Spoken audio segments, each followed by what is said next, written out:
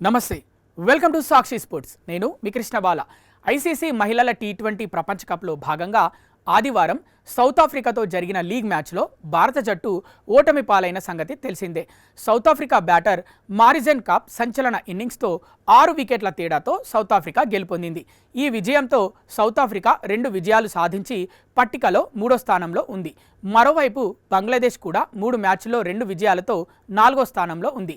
అయితే భారత్ తొలి 2 మ్యాచ్లు భారీ తేడాతో గెలవడంతో +2.511 మెరుగైన నెట్ రన్ రేట్ కారణంగా పట్టికలో సౌత్ ఆఫ్రికా బంగ్లాదేశ్ కంటే ముందుంది. ఈ నేపథ్యంలో అన్ని జట్లకు తలా 2 మ్యాచ్లు మిగిలి ఉండడంతో అయితే హర్మన్ సేన సెమీస్ చేరడానికి ఎన్ని అవకాశాలున్నాయో ఒకసారి పరిశీలిద్దాం. భారత మహిళల జట్టు తమ చివరి 2 మ్యాచ్లను ఆస్ట్రేలియా, బంగ్లాదేశ్తో ఆడాల్సి ఉంది.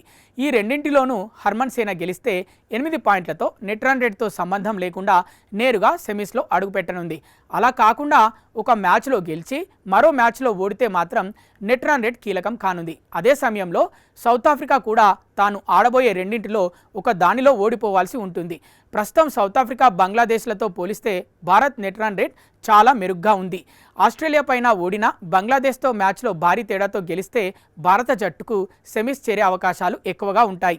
ఒకవేళ బంగ్లాదేశ్ మనపై విజయం సాధిస్తే మాత్రం రన్ రేట్ పడిపోయి హర్మన్ సేన ఎలిమినేట్ అయ్యే అవకాశాలు ఉంటాయి.